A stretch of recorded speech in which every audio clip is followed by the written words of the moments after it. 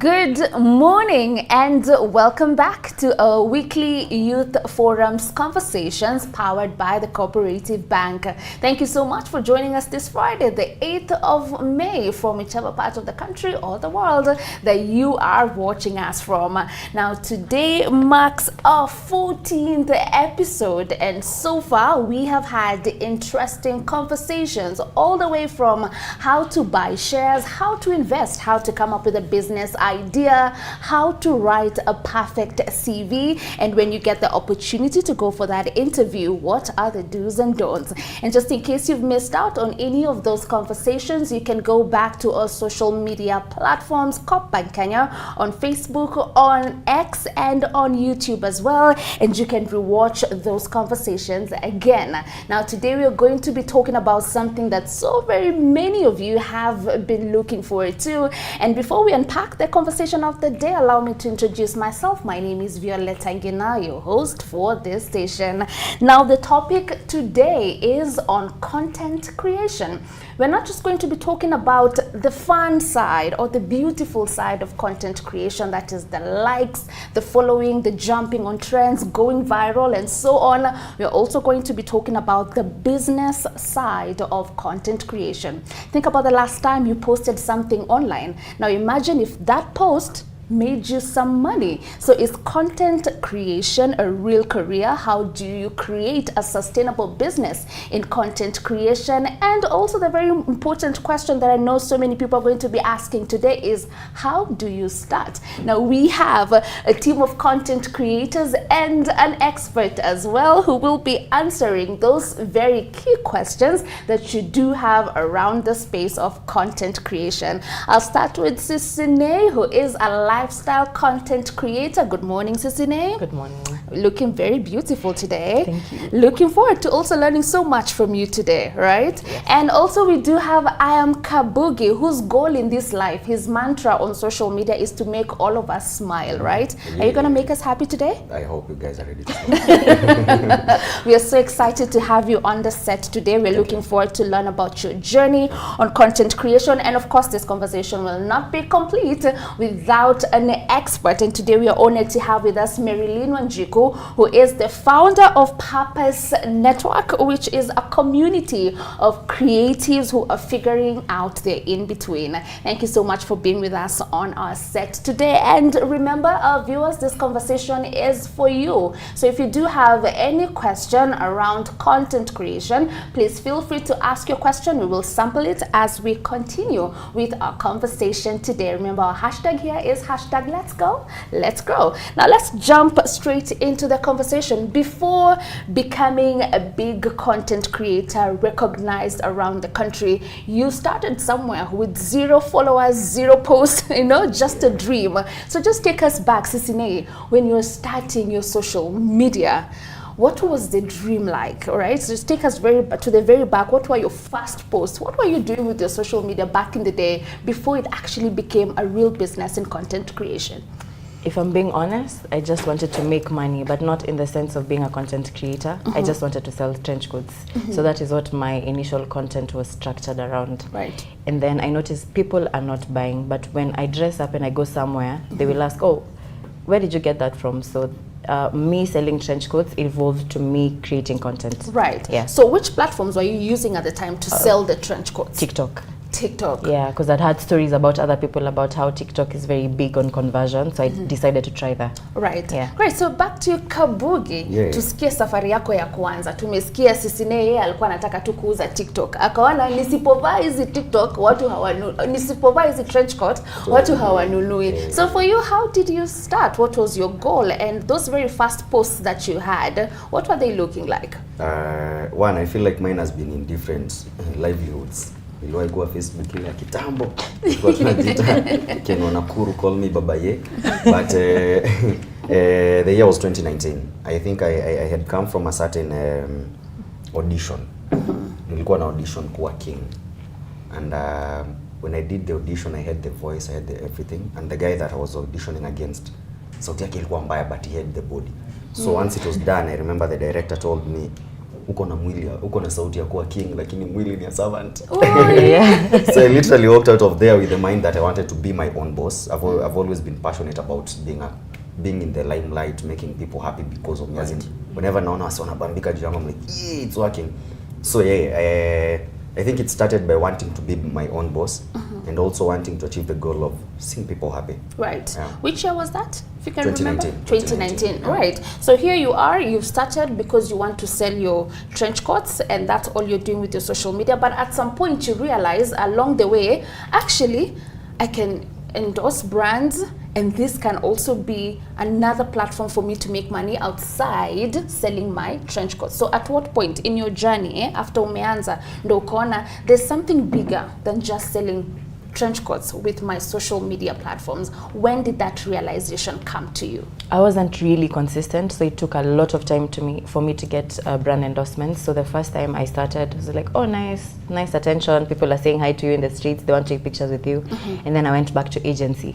And then when I was in agency, I really didn't like the experience. Like, you can have a creative idea, but it has to go through 10 people for it to be reviewed. So I left then.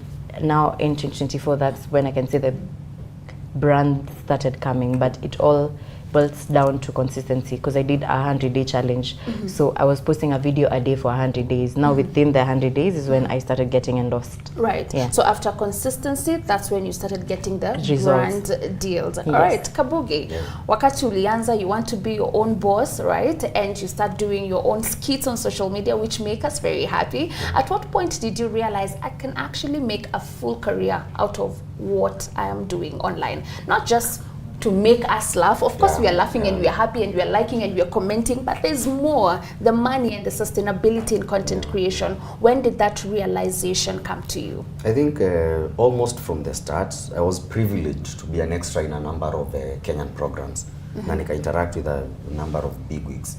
So I had grabbed a lot from them.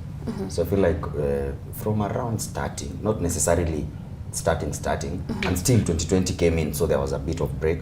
But from around the early stages of me starting, I knew this was what I wanted to do. Right. Yeah. So just before I move to our experts, what social media platforms are you using? Maybe you can list Right if you now? have. Yes.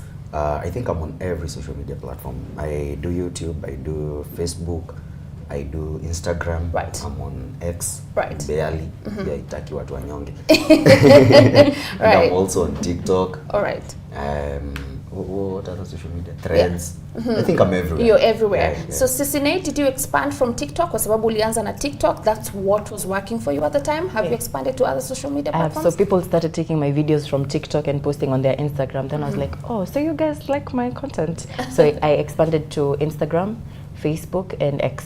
So those 4 platforms. All right, great. So let's move to the experts. Marilyn, tumesikia safari yao, how they started, what inspired them to start, and the platforms that they're using so far. You being in a space where you're dealing with so very many creatives, what are those habits that are very important when you're starting that will really help you along the way as a content creator? What piece of advice can you give us, picking from what you've had them talk about? Okay, so I'll put it in a very simple term. So it's 3 tiers. Step 1 is visibility. You need to be visible. Before you get the money, before you get the people saying hi to you in the streets, you need to be visible. So visibility. And how do you get visibility? I mean, in the initial stages, what's it called? The popular content, you know, what's trending or something that's specific to your niche. Visibility, check. Then you go to credibility. You're only credible if you keep speaking on the same thing or doing the same thing over and over again. Then we know, oh, Kabugi is a credible person. Like, we know if we open our app, we're definitely gonna see him. Credibility, check. Then you get to monetization. So yeah, so you need to be, those are the 3 tiers you need to access before. So visibility, credibility, and then after that, monetization comes in. You've brought up a very important aspect on credibility, a niche, a particular thing that we know you for talking about. Do you have that, Sisine, when you were starting your social media? Did you along the way find that thing that is your thing? Ile yenye tukiona Sisine, we can associate Sisine with a particular conversation or topic, and also audience. Do you have a particular audience that you decided, you know what, these are the people I'm going to focus on? The girls because of fashion, or it's the young ones, or it's the gentlemen, or it's the older people, or it's everyone. So help us understand how you, sana sana watu nasema stay in your lane in our language. Did you find your lane? What is your lane in content creation? I think the way I show up online is very front-facing. I just show up as myself, and as everyone else, you have different parts of yourself. So I just picked some that I'm okay showing, and I also checked other creators that I like. What do they do? And these are people who do not have a specific niche. They just show up as themselves. So I cannot say I have a specific niche. I, however, have a very weird audience because my audience is predominantly male. And not predominantly female as people would think. Right. But yeah, that works. Because Right. they also buy a lot of trench coats for their babes, and they also want plugs for where can I take my woman out, where can I do this. So yeah. Right, and Mother's Day is coming, so they will also be buying You for already those who know. are mothers some trench coats, right? Right. So Kabugi, for yourself, I know you focus on comedy a lot. Yeah. You like making us laugh. I think that's your niche. Even your skits are around comedy. Was that something that came to you automatically from when you started, or along the way you were saying something funny, by the way, and then hearing that so many times you decided, you know what, I can actually curate my content around comedy. So help us understand how you found your footing as that funny guy online. Mine has been there, I think, since Sunday school. Nimekuanga tu mchiki. Mimi ni wale wenye tulikuwa tunapewa 5 bob ya sadaka. 2 bob unanunua sweet. Unapeleka 3 bob alafu tuta Sunday school anaenda anasema huko kanisa, na msikuwe mnaleta 1 bob kwa ya sadaka. So it was part of the reasons that was coming. But I made the decision from mwanzo kabisa. I knew I wanted to do comedy. I was a fan of big guys out here, even Nigerians, so much. So I knew this niche I wanted to attract. Right. But you asked about the audience. Personally, I don't think I have a specific audience. Comedy, you treat comedy kama dawa. I feel like Kenyans wake up to taking a certain pill every morning, and I feel like I give part of that pill. Because I'll wake up today and decide to do a video on how our parents used to tell us walikuwa wanaenda shule miguu. I feel like that's meant for millennials and early Gen Zs. Right. A young guy, a Gen X, Alpha. Alpha. Yeah, they wouldn't relate to Those ati mama struggles. ananiambianga sisi would never tell a child that kwenda shule miguu.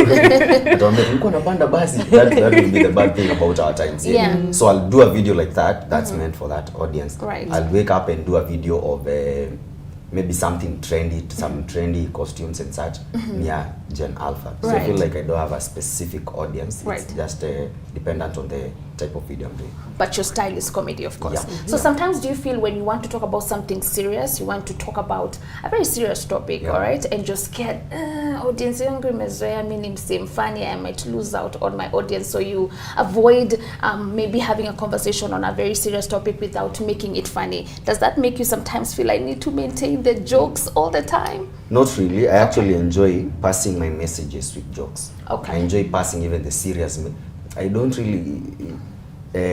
really care how heavy it is. I feel like with a bit of jokes, people will watch it more than ule msema nakuja. So guys, let me tell you, today I was coming alafu, and then the conductor took my fare. I find that a bit off than na makanga itabidi mmechange. Hawezi chukua tu bob yangu kose kunipea change. Right. So you hilariously convey even that serious message. Yeah. All right, great. So coming back to you, Marilyn, here we are talking about a niche. Is it very important in this day and age as a content creator to have that particular niche? Yani nikiona sisine nijue mambo ya beauty ako hapo. Siku nyingine nikimwona akifanya kitu ya tech, I'll be to mix kidogo, you understand? And for him, like, yes, he makes us laugh and do all these things. Next time nikimwona uko na suti anaongelelea kitu serious, I'm feeling lost. So you as an expert who handles a lot of content creators, is it very important for content creators to have a particular niche that they're focusing on? And that is coming at a time when, according to Business Daily, citing Communications Authority, we're seeing a lot of advertisers diverting their budgets of advertising to content creators and digital marketing as opposed to traditional form of doing advertising. So when you put those two together, kukuwa na hiyo particular niche, is it very important? Does it put you at a place where advertisers will consider you more? What do you think? I'm about to use a word you're about to hear for a very long time today. Yeah. Community. So these two are the perfect example of that. So it could go either way for you. So there's Kabugi who's chosen to pick a persona and move with it on social platforms. That is absolutely fine. We can even say his niche is comedy, but that does not take away from him being a person. When you began your skits, ulianza na stories za kampuni nini because we were younger, so we related to that. Yeah. But sir, umeanza kulipa rent, you know, now it's landlord nini nini, so we're growing with you and the times.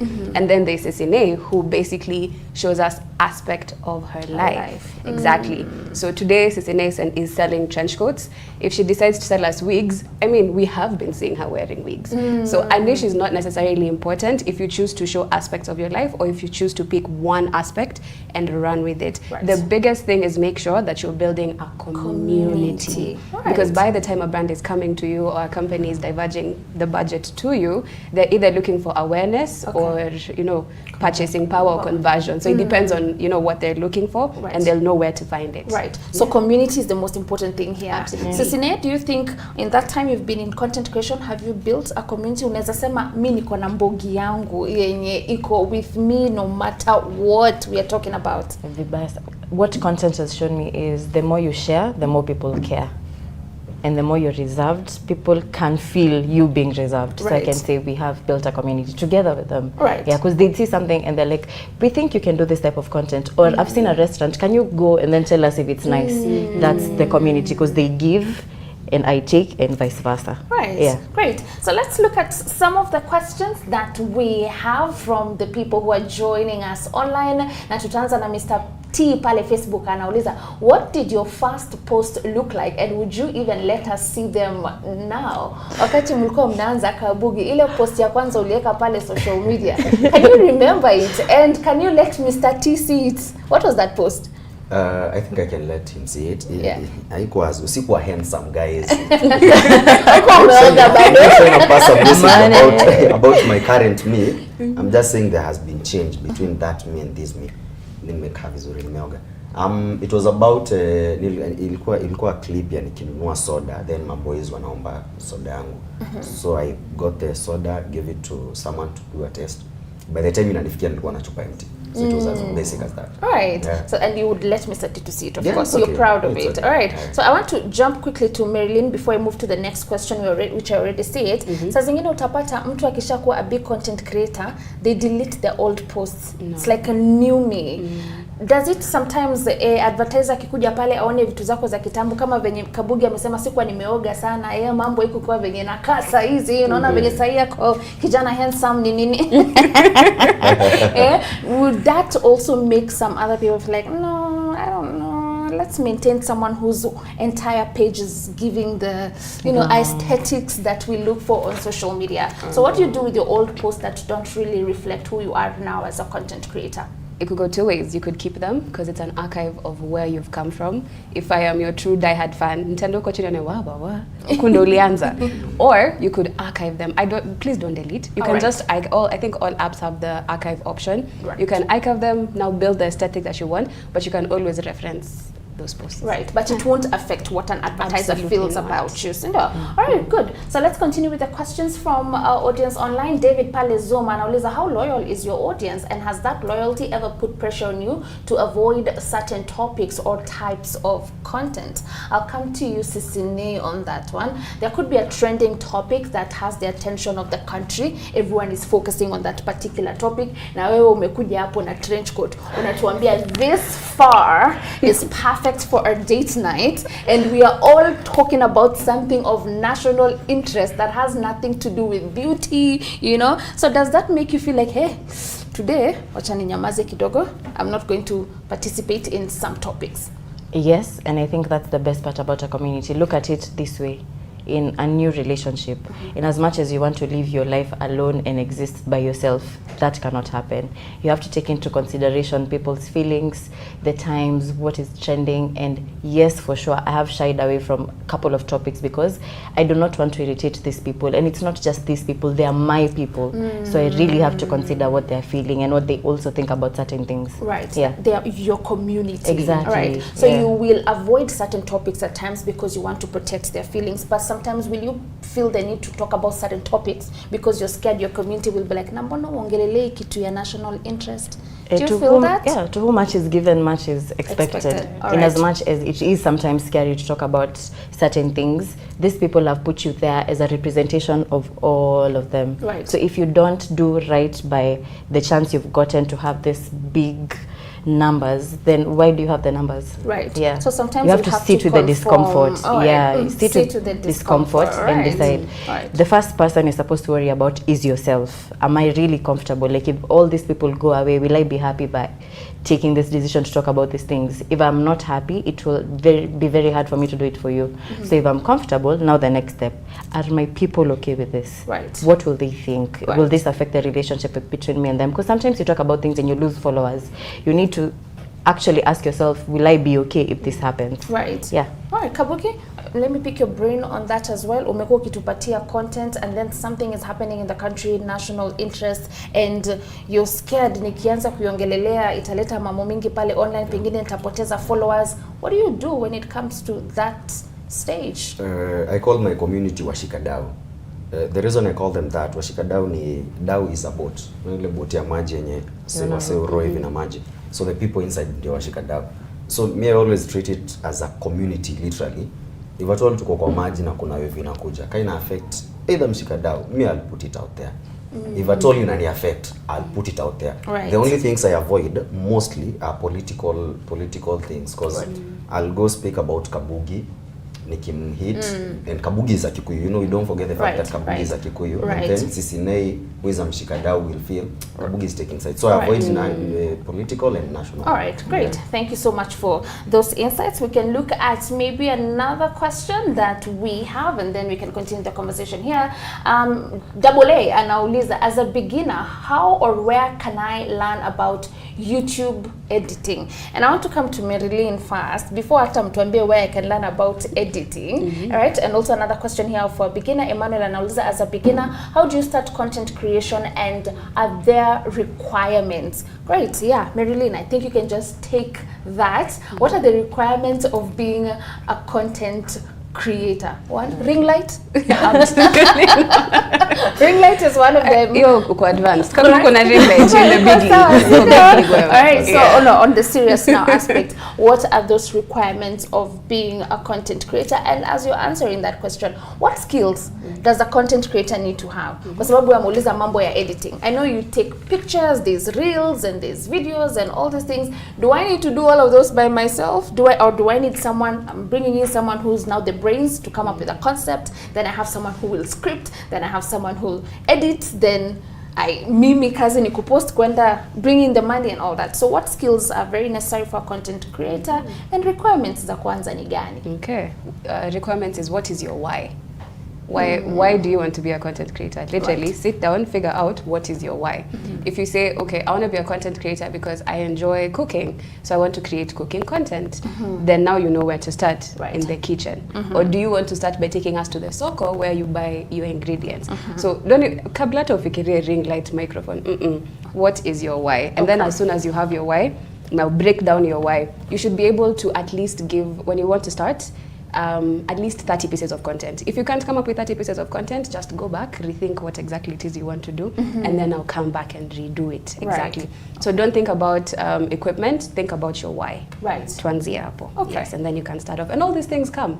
You know, you'll start by, I remember there's a cooking creator, I can't remember their name, walianza na kupika nje, because they didn't have ring lights, so walikuwa na pika nje, and then wakanunua light wakaanza kupika kwa kitchen, you know. So just start with your why, and then it comes from there. All right, so that's the most important part. Start with your why. Yes. So once you identify your why, Kabugi, ushajua, this is my why, this is why I want to be a content creator, what are the things that follow next? Na pia when it comes to equipment, at the end of the day, there's equipment that you'll need. Umeshapata the why. So now when it comes to equipment, what do you need? Na hiyo kama ni editing, do you do it yourself, Kabugi? Ulijifundishia wapi mambo ya editing, so that our viewer online aelewe, okay, for editing, go here, you'll learn 1, 2, 3 things. For starters, equipment, by default, a good phone. If not you, a friend. If not a friend, assuming you're like a dancer, kuna watu wanacharge 50 bob tao. You go dance, you do a number of videos. So a good camera is very necessary.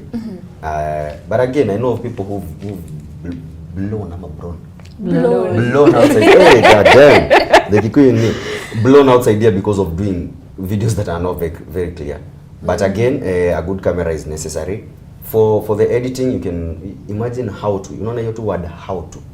Placing that word on YouTube, on TikTok, on wherever, Yes. how to edit a Edit. video, how to, that one will help you. Enda YouTube search, so you need bundles obviously. Enda YouTube search, enda TikTok search. Right. Ukishindwa, I offer such classes, and I'm not as expensive, but you'll have to pay. Na utaumia, utanunua simu mzuri. So go search how to, and then add whatever you want to Right. know. Yeah. Right. Is editing hard?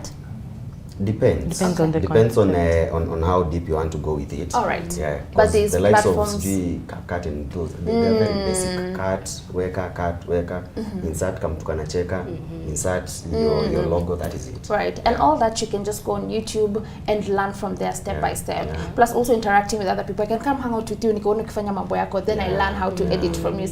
So yeah, for the one who asked that question, please check online the different platforms that you can just Google, and you'll get to understand how to do the editing. And you can also find a friend who is in editing, who you can chill around and you'll learn, right? All right, so coming to you, Sisine, do you do everything for yourself? Are you the creative? Are you the editor? Are you the one who strikes the deal? Are you the poster? Are you the one who's responding on social media? Is this the whole company seated next to? We can say that. When I started, that was the case, and I feel like it's very important for you to know how each department works. Right. Because people are human. They will get tired, someone might get sick. So if so-and-so is unwell today, or there is mad traffic on Thika Road, now the edits are not going to be done. So I feel like that was a very good place to start at, because Right. now I can exist by myself. But as you grow, you really need a team. It Alright. really works best when people can handle the editing, so I can handle the concepts. There's another person handling that, so I can handle clients. Right. It just works better in the long run if you allow yourself to grow. But delegating is very hard. Right. Because hii page ni yako, like unaogopa na sasa hizo DMs zenye nakuanga nazo watu wataona.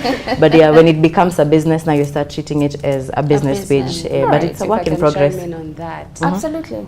When you bring in a team, na kuomba na kusihi kwa moyo mkunjofu, have contracts. Please have contracts. We have seen cases where someone has contracted someone to help them with the edits, and then may agree to the handshake agreement, and then they'll come online and they say Sisine doesn't pay me. But mlikuwa mmeagana that amount, and it's because you didn't have a contract. You're scared about your DMs leaking. Have an NDA for that. Right. You'd rather pay a lawyer their fee, akudraftie the contract drafts, Right. and then you just switch them up per client, per person, and it's easy for you to flow with that, because it's very easy. That's how people lose a lot of money, because they don't have contracts. Right. Yeah. So have contracts with the team that you're working with. Even if it's your friend. And even if there's no payment, mekubaliana hakuna payment for now, we're just figuring Have it out a together. contract. Fine. Let's have it written down. Yes. Hakuna word of mouth moving forward. All right, so do you have contracts with the people? Not kila mahali. I think I've gotten that. Aha. Yeah. So moving forward, you're going to get the Kuna contracts. hiyo ya Huyu ni mtu wangu. Nifanya mbaya. Tuna story time TikTok. All right, great. Your favorite? All right, so now we are going to move to the big question: fee or for free? Okay? Yeah. Kwa sababu ukianza, of course, you're just posting, you're trying to get the visibility that she talked about. You're not going to charge people at that point. You want to put yourself out there, sindio? So at what point now does it move from doing things for free to now charging people? Inasemekana kwamba for a content creator, the first pay you'll probably get after 6 months. Alafu after 1 year ndo utaona ni kama hiyo pesa inakuja tena na tena, some consistency in the money, and then after 1 year 8 months, now this job becomes sustainable, like you can live off it. I want to know if those timelines have worked for you, Sisine. At what point did you now get your first pay from content creation? Ilichukua muda gani mpaka sasa ukalipwa, and what was that first deal like? First of all, let me just challenge. Even if you're getting something for free, it might look like you're not being offered something monetarily, but you're gaining something else. Because my content moved from trench coats to now doing restaurants, and going to restaurants is very expensive. So if this person is giving you, we're giving you this package, it is not free. It's helping me build my brand. So a lot of people wanakwanga very blindsided kwa sababu unaona ake silipi so siendi, but this thing will help your page grow. So after I went back to doing content in 2024 and I did the 100-day challenge, my first big paycheck came from that 100-day challenge, and the deal was for 50,000. And guys, I thought I was going to buy a car. I was so happy. 50,000. I'm living at home. I don't have bills. I'm the last born, so professional last born of that. Nilipa school fees nikurudishie. Kiburi. Niliacha kupanda matatu. Like my life The has changed. lifestyle changed immediately. Alafu ikaisha. So yeah. Ukarudi kwa matatu. Bike sasa. Crazy. Ubabaridi. You know? Alright, so you came back in 2024, and then after your 100-day challenge, you got your first Within the 100 days. within the 100-day challenge. Yeah, it was you less got than 30 days. Less than 30 days, you got your 50,000 check. Yes. And before we even move on with that conversation, I want us to bring up your first video. Our audience want to see where Sisine came from.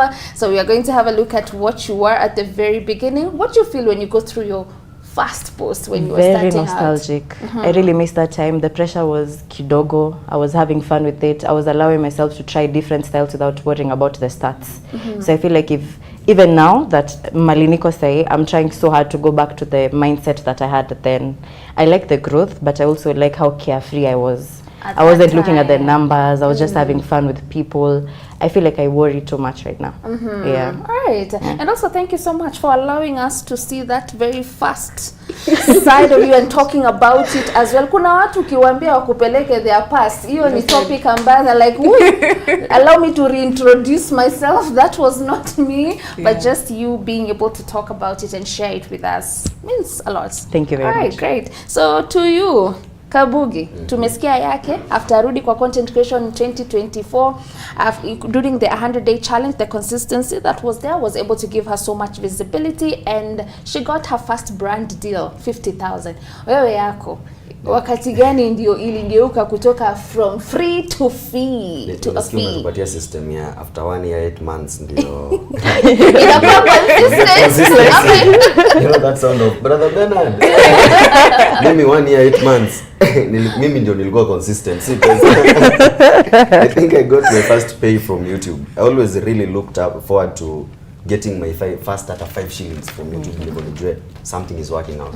I think I got my first pay in 2022, mid or late. I think mid, early months of 2022, yeah. That is when I got my first pay from YouTube.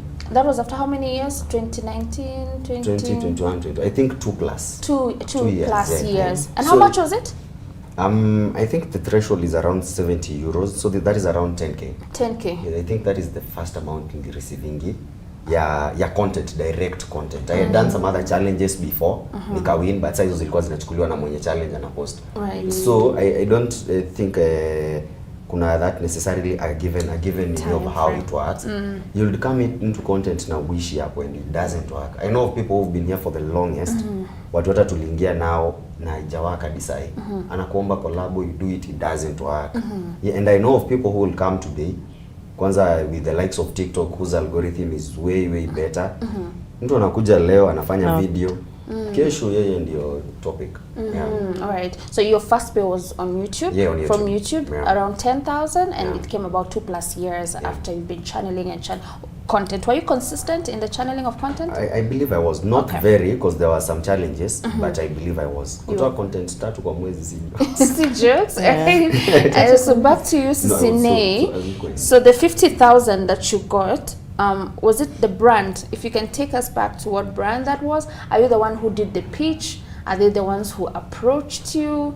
Was that figure the one they offered, ama uli negotiate kiasi ukasema mimi sasa kama mmenikujia mimi nitataka mnilipe 50,000? So what was happening, I was doing the content, now what everyone else is seeing, and I was also cold pitching. So when I put out a video, I use that to pitch. Okay. So every day I was sending out even 30 emails. So this first company was one of the emails, but then at the same time I had sent the email, one person in their team had already started seeing the content, so it just happened at the same time. Right. Yeah, and this is what they offered. They're like, this is what we have, and I accepted so quick because I just couldn't imagine. Yeah, and then what now you. What brand was that? Chicken Cottage. Good. Yeah, they had, it was really nice. They did not hawako nikula kichwa at all, kwa sababu unajua when you're new mahali, someone can really stress you. They were really helpful. They gave us assets. It was amazing. Right. Yeah. And after the 50,000 and after the 10,000, at what point did now money start flowing in at least somehow consistently. Najua ni seasonal hii biashara ya content creation. Huwezi sema ati ni kama watu ambao wako kwa formal setup, every month you know this money is coming in. Yours is a bit different, but how long did it take? That is kama imefika hapo, kama haijafika pia unaweza tuambia. Imefika mahali ambapo unajua at least in every 2 months sitakosa deal nzuri, kama ni kila mwezi. So have you reached there? Not yet. I think the way content is structured is you think you're the only one posting, but there are 100 people who are done with school and they're getting phones.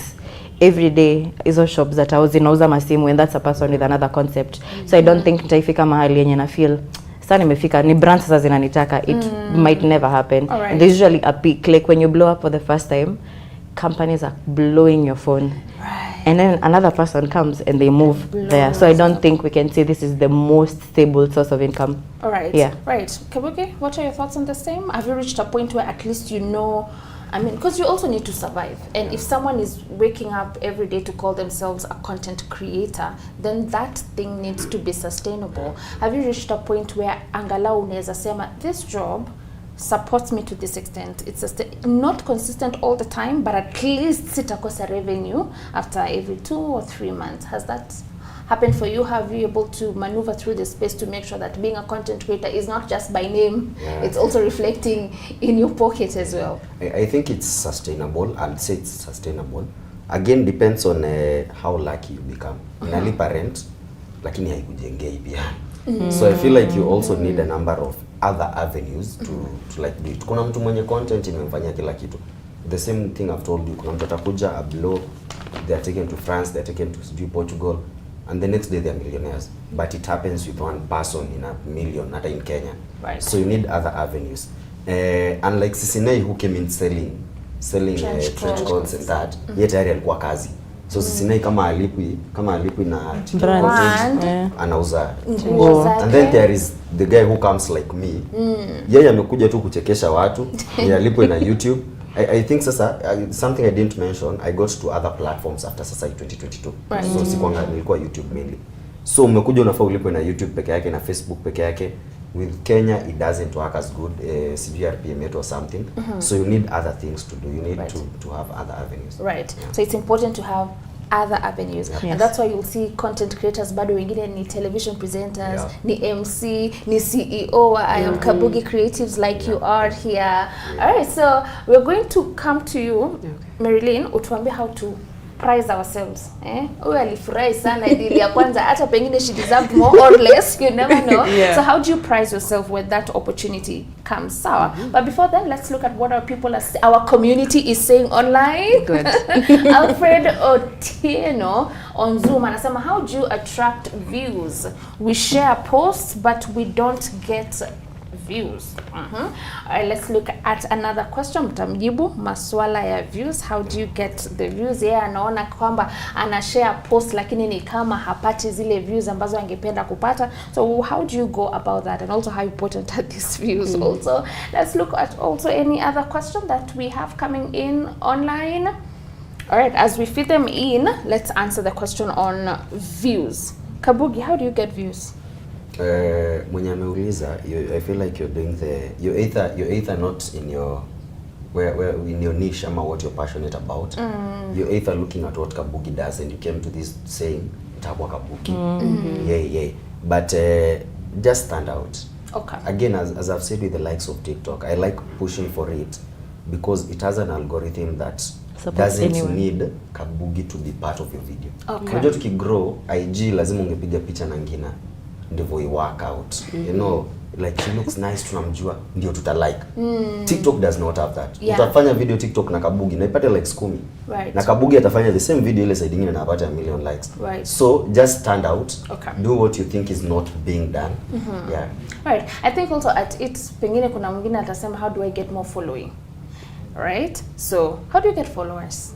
I really struggled with followers when I started. That's why I did the challenge, because the more people see you, the more they want to interact with your stuff, so they will follow. Right. You really need to be consistent. Consistency is the key to following, and of course the following will result to the views. And also with views, allow yourself to work with other people. Collaborate. Trust again. Right. So people trust Kabugi. So if I work with Kabugi, I buy into his community. Right. And if they come to my profile and they find, oh, you've been working on some things, then it works. Right. But if I'm not working on my things independently and then I collaborate with Kabugi, that does not translate to any conversion. All right. Yeah. And also treat content creation as a business. What do you do with a business? You've been selling cups for a month.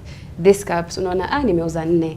Then you think, okay, maybe people like green cups because I've seen Nani selling green cups. So what do? Stock green cups. Same thing with your content. Okay, I've been posting Get Ready With Me. People are not really vibing with Get Ready With Me. What are people saying in the comments? You know, people are probably even asking about that mirror you have behind you. Where did you get it from? Create that. Okay. Feed from the comments and analyze and see this is working, this is not working. We're working. switching this up. Exactly. All right, great. Another question, David Palezuma nauliza, hi everyone, I'm David, a digital marketing strategist. Most content creators have a huge following that they can't monetize. Is there a gap in terms of content monetization and account configuration security that affects content creators? Unapata mtu ako na mamilioni ya watu ambao wanamfuata lakini they can't monetize. What is the issue there? Vincent anauliza, salimia our content stars. Mumesalimiwa? Yeah. They look good and we love them. Oh, look at him coming with all the compliments this morning. Which platform is the best to start from when creating content?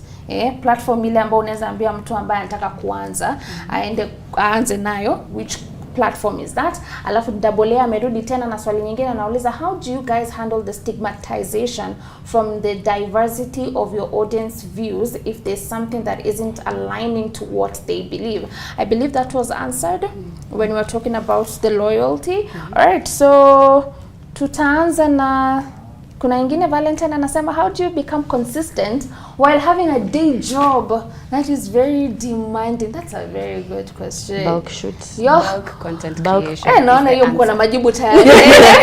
It's like you're going through this, guys.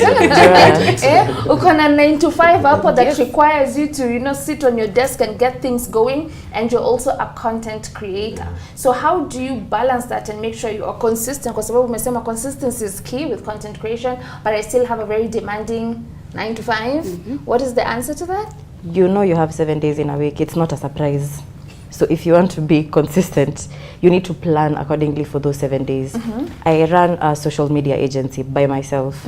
So this means if I focus on other clients' content, mine is going to suffer. Right. So I treat myself as a client. The same way you show up for your day job, you need to show up for yourself as if this is a day job. Right. Yeah. So there's something you had mentioned about bulk shoots. Yeah, so you pick a day, the same way I'd go and shoot bulk content for a client, is the same way I'll pick a day and shoot bulk content for CCNA as a brand. So I know whether Wednesday comes or I am not there, or if it rains, I still have content for the day. Right. Yeah. Do you have moments where you have burnout, creativity hakuna? And that's why you need to bulk shoot. And there's a career called social media management. Get a social media manager. Fans hazijafika hapo za kulipa social Again, media there's manager. a skill you have Okay. that this social media manager does not. Again, stop treating everything that you have to pay money to get something. Exactly. I can have a skill that you like. Maybe I'm good with writing. You're poor with writing, but good with social media. So I write for you, then you give me your services for social media. And we have a contract. There we go. Yeah. All right. So Daniel Palezuma anasema, after how long does content creation start paying? Will it sustain a first timer, and after how long? Immaculate anasema, how do you get paid, especially on TikTok, and what does it take for one to be paid? So let's align all those questions that have been asked. Calvin anasema, I have been working consistently for a year. I've been able to grow an audience, but I can't break the cap of 6K. I feel stuck. How can I grow from here? Yani yake imefika 6,000. First of all, congratulations. Getting 6,000 followers. Kuna mtu bado ana struggle na wake 600 na anaendelea, si ndio? All right, so let's try answer those questions that have been asked. Marilyn, I'd want for you to answer the one on mtu ako na mamilioni ya followers lakini somehow they're not able to monetize the millions of followers that they have. Is there a gap there when it comes to the following and also just the configuration of this person account? I want us to say the word together. The word. So you know the word? In 3, 2, 1. Community. Okay, so having a lot of followers is great, and people will follow you from the most simple of content. Maybe you blew up, you don't know how you got this many followers, and then you have the other person, okay? This person's community likes them as a person. Like, I like Sisine, okay? If Sisine wore that top, I like the way that top looks on Sisine. I will not buy it, but I'll tell Sisine she looks nice. And then there's a person with community who will communicate where they got the top, because they've built a community of people and they have a conversation. Right. Exactly. And from conversation comes conversion. Right. Exactly. So this person with a lot of followers will probably show up when they have a brand deal, or you know, we'll see them and they say, there's this new thing creators have been doing. Please engage with my post so I can pay rent. And you show up once every 2 weeks. All right. You know. So you can have 17 million followers, but it's not even a community. Absolutely. You blew up for whatever It's just reason. people who like the way you look, or you know, they like your the quality of your content. Okay. Exactly. All right. But if you're constantly communicating, letting them know where I got this hair from, giving them those details, the journey, then Come you're a talking forming. stage. Yeah, it's like a talking stage in a Forever relationship. talking Exactly. stage, yeah. A talking stage that never ends. If you're in your talking stage, you'll say, this is what I'm wearing today, I did my nails, same thing. Oh, then that You can never- Then the bottom line is consistency with this Yeah. kind. Exactly. Okay. All right. So community is the name of thing. the game. Community is the thing. All right. Kuna mwingine alikuwa ameuliza which platform is the best to start. Kabugi, I'd like for you to take that. Kuna kijana anataka kuingia katika mambo ya content creation, lakini anataka kujua social media platforms ni nyingi, like we had started by listing them at the very beginning. So ile ambaye anaweza anza nayo, alipwe nayo, unaweza muadvise aanze na gani? And while at it, kuna mwingine pia alikuwa ameuliza how does TikTok pay? Sasa unaona tap watu wa tap how does TikTok pay? But you can combine that by helping our viewer understand, is there any platform that you think would be good for them to start with? Weirdly, if you asked me, zile platforms za washamba kabisa zenye unajua ziko considered za washamba. Unaona TikTok has a very interesting algorithm, as I've said. TikTok is not interested in Kabugi akona kiatu mpya.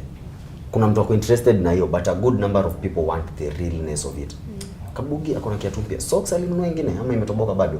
They're interested in Kabugi anaishi Nairobi. Wait, mama ya Kabugi anaishi wapi? They're interested in so much of the small details. So if you asked me, TikTok is a good platform to start with. Inapatia followers. The followers on TikTok will demand everything else. Watakwambia, wewe na situpostia video YouTube mrefu. Aya, kuna watu fukuzwa kwa comment section. Na wewe tutakutoa hapo uende ukawatch FB. Again, after TikTok, I'll send you to FB. Sitakutuma. I know it is a bit aesthetical, but I'll send you to FB. I find it still, the community there is very interactive. They so much want to do what you do. They so much want to Kabugi an advertise mabati, takunua mabati. You know, they so much want that, and there is a big community of people who are ready to convert. All right. Instagram is good, and YouTube again. YouTube naye subscribers lazima utafute ama watoke TikTok na Facebook. Wakufuate. Else utahave kutafuta moja. That's what I did when I was starting. Okay. Instagram is dope, but I feel like it's for the aesthetics as well. How to advertise mabati, mtu akuje una mabati wanauza na you'll only have to be limited to you either don't get a brand and you end up kuuza vitu. Once you're selling your own things, that could work. Right. Yeah, but if you ask me, TikTok, Facebook, alafu kupanda. All right. For making money on TikTok, nimesikia ukipasha watu wa tap. So you bashi. No, listen to how does tap. No, actually, not for Spanish. wase wacheka for the tap. Hey. Those guys make crazy money. Is it the lion? I think everything. I'm not a TikTok person as such. Mi upost tu natoroka. But because naye pia inataka mtu akona nguvu. Na time. Na time. Because you have to be there for like 3 hours. Tap. And then you see You have to the know how to flower. Hey, a lazima lion. uongelee kitu. Una hook, but una hook online. Exactly. You must say, na muliona sisi tena kwa live kitu alifanya na mtu wake. You must talk about that. A lot. But those guys make crazy money. They make money, a lot of money. I have friends who do that. Right. Na wanaishi fiti. Right. Because sure kama kuna viewers wako hapo wana relate na mimi na the friends I'm talking about. Right. But the tap is how you get paid. Money. Being sent the gifts and that. Yeah. I think they've introduced the being gifted on comments. Yeah. So once you do a video that is relatable ama yenye ni funny kwa mtu anaweza kugift. Zile gifts shows are live but kwa Comments section. as well. Yeah, the other one is brand deals obviously. Of course. And the biggest yenye wase wana undermine ni kuuza vitu. go to those lives, isipokuwa mtu mwenye anafanya tap tap, isipokuwa mtu wa udaku, mtu wa tatu anakuanga ameshika duvet kama 200 hapo, Kiatu. and they sell. Like who anaweza uza trench coat hapo? We usually do. Oh, you do sell your trench coats there? Yeah. Wow. And weirdly, every time wanainua hiyo kitu inatumanga. Mtu anataka. Like no one lifts hizo vitu mara mbili. Hata ukisaidia na TikTok you swipe hivi, you'll be shocked whatever you want. Mary umetuma, I confirm Mary ametuma 3,000. Wow. Nipatie hiyo. Yeah. Even nowadays you'll walk into a shop in CBD, wanakwambia usiende your side wako live. Yeah. It's now a business unit. Yeah. All right, great. Thank you so much for those insights. So I believe walikuwa muuliza hayo maswali, tumewapatia majibu ambayo yanafaa, si ndio? All right, so let's move to Marilyn. When the brands start approaching me now, kwa sababu umesema the most important thing, visibility, check. Credibility, check. Community, check.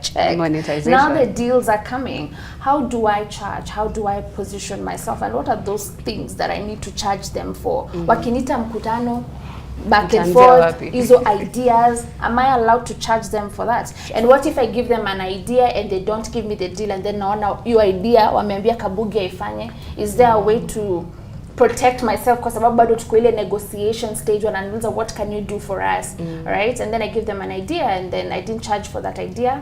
It's implemented by another influencer, but just basically when the deals start coming as an influencer, don't need underpay. What are those things that I need to be charging for? Okay, step number 1, they came to you. Yeah. So they have confidence that you can do the thing they want you to do. Right. So, straighten your spine when you're having the conversation with them. Right. Evil, bad. Number 2, think about the whole process of how you create. So you'll do, there's research. You'll sit down and you'll research what's happening, how can I make this thing relate. So start with your research, charge for that. Strategy. How are you going to implement said campaign? That in itself is something you should be charging for. Something people don't think about: community engagement. Responding to comments and DMs, that's community management. They're going to ask you things about the brand. So you need to have some level of brand knowledge, or a contact you can forward them to. Right. That's community management. Charge for that. Because you're just thinking, I charge X amount for 5 reels and 2 stories. No, don't do that. You have a whole, that's on the content part. Move to this side, you have a team. And even if you don't have a team, you are the team. The team. Yes. Right. So factor in the way Kabugi will think, okay, videographer wangu anachukuanga 20k. Lazima nigishe mseo makeup, nataka ki VFX nini. They're going to take the X amount. 5K. That should not be a cost that's coming from your pocket. You should align you end that. up using the whole pay. Yeah. Exactly. Did you charge for the creative idea? No, I just wanted the 50. What's like a 250k? One, umesema ukisha approachiwa na brands, straighten your spine and they'll go to your nini. Wanatutoka jameni. Una straighten back. Unageuka hivi sisi ni yashakunja. Ama unaambiwa you ask for, let's say 100k. Nambo unichachaje 100k na Kabugi alitutisha 40 and he has a bigger following. Then let them use Kabugi. It happens. It hurts though. It hurts. They want the money. There's always that line, I know someone cheaper. That's fine. That's absolutely okay. But they're not the only brand there is. Would you say it's unfair for big creators to charge less because now it affects smaller creators? Not really, no. It depends on how they've done their hesabus and how you've done your hesabus. Okay. You see, mathematics, however you've done it. But in that case, first of all, don't be quick to accept the deal. Don't be like, yes, just tell them, let me get back to you tomorrow morning. Go assess. If you're getting the money, you can tell them, okay, mata kunipea 50k. Okay, if it's a cup company, I don't know, it's right here. If it's a cup company, tell them, okay, nipeni 50k, but give me 3 sets of cups, one for my mom, my shushu, and my auntie. You see, so you've not gotten the 100k, but you've gotten packs. Exactly. Right. Know how to get the value in cash and the value adds that can compensate. There are also some brands, if you look at them, you're like, okay, I want to work with you long term. So you can accept, you can accept kidogo lower pay, but build a relationship. And how are you a value add? Because at the end of the day, in your report, also include, the research you've gotten. So what's the question people have been asking you more? So you can tell them, from my comments, I've realized people don't know the difference between ungaya mandazi and ungaya chapo. So maybe we can do something around that. You see, so you're giving value to the brand, and they'll hold you long term. Right. So look at the longevity prospects of that brand and see how you can fit in there. Takupeanga money consistently at least. All right. So one more question, Crystal Kubaya anauliza, is having a podcast different from content creation? how can you successfully establish a podcast? You've ever had a podcast? Yes, I had a podcast in 2020. And then? I wanted people to see me. And after they saw you? I didn't go back because the podcast at the time, it was just a visual. Oh, okay. I didn't know there's this option of audio visual, and then Right. starting to think about cameras and CJ what. No. All right. So I just started doing TikTok as All right. opposed to, because I felt like you connect with people more when you're looking into their eye and telling them this and this and Right. this. But with the podcast, it was quite a struggle. Right, 'Cause Marilyn? Okay. Yeah. Podcasting is an angle of Content Content creation. creation. Yes, it is. So if you are a content creator, if you're a podcaster, how to build a lasting one, proper planning. What exactly is this you want to talk about? I remember in 2020, I think 2, I really chased a podcaster because I want to set a podcast, and they told me, okay, umentafta miezi tatu, give me the season 1, all the 8 episodes. I was like, this is my idea. Okay, no, break down for me. How many episodes do you want in the season? I don't know. Do you want to have guests? I don't know. Do you want to have a co-host? I don't know. Aya, season 1 umesema utaongelelea color green. Season 2 you'll talk about? I don't know. You see. Then now you do the first season and you're not able to maintain it. All right. Exactly. So I think also consistency comes up with the Again? podcast.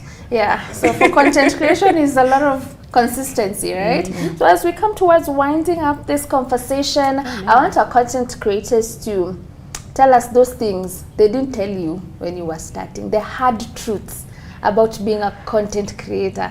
Yenye uliingia ndani ya field, ukajikutia mambo huko ukasema this one they didn't tell me, you guy. Kumbe it's like this. So just prepare that young person who's watching us right now. They have plans, hopes and dreams of being that big content creator in the future. Lakini tumwambie kuna kuanga na siku kuna kaa hivi namna this namna that. What does it look like? What was that hard truth for you, Sisine? You don't get paid immediately. Okay. I used to think the moment you post, you get your money, and the money can stay with the company for about 90 days, sometimes even more. You might not get paid. You might lose your page. This is why community is very important, because if you lose your page but you still had actual people who really like your content, watakupata tu. So I lost my TikTok page at like 73,000 followers. It's just stopped working. But because your people are still your people, even when I started another page, ni kama tu wali migrate, walikuwa umepotea wewe, like they're still your people. So you might lose the page. So you need to be an offline and also an online person. Right. And you don't get paid immediately, so you need to plan better. When you get paid, zilipe kama salary. If you get 100,000 and you know you use 20,000 in a month, don't blow the 100,000. Yeah, use 20k this month, the next month as you wait for more money to come in. Oh, I like that. Usiache kupanda matatu immediately. Bruh.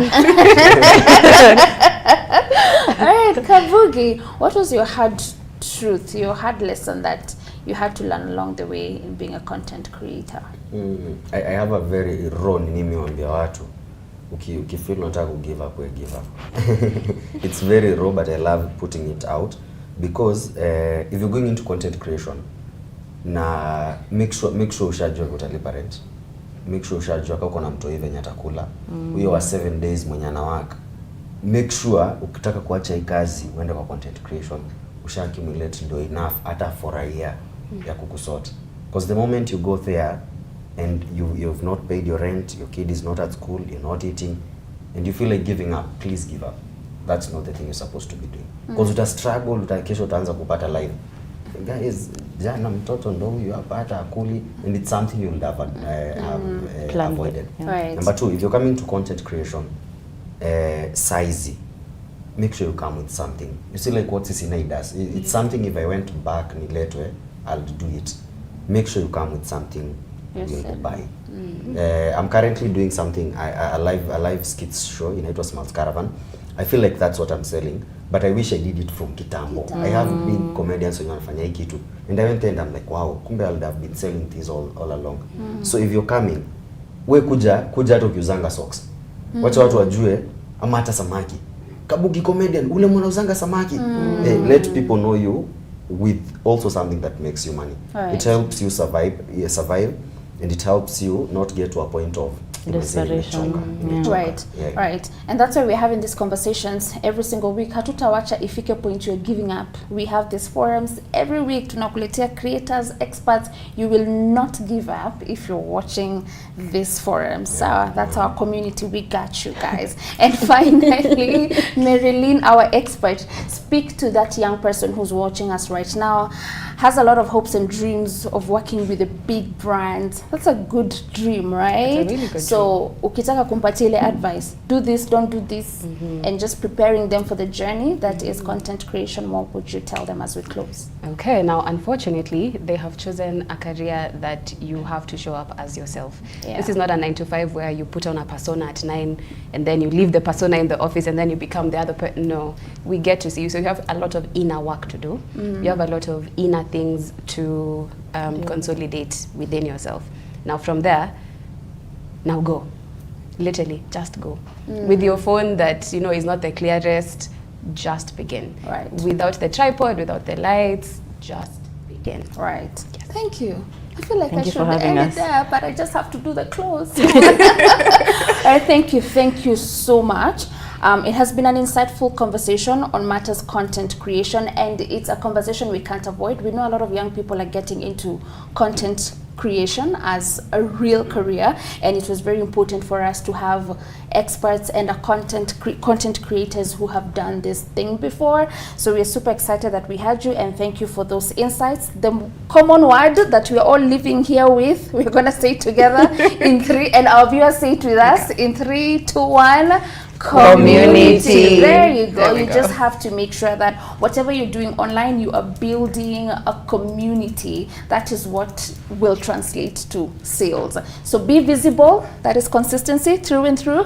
Be credible as well. Alafu after hapo, pesa itaanza kuingia. And here in our weekly conversations, tunawafundisha how to use that money, how to grow. And that's why our hashtag every single Friday is hashtag let's go, let's grow. Thank you so much for being with us this Friday, learning so much about all matters content creation. We appreciate your contribution through your feedback and questions.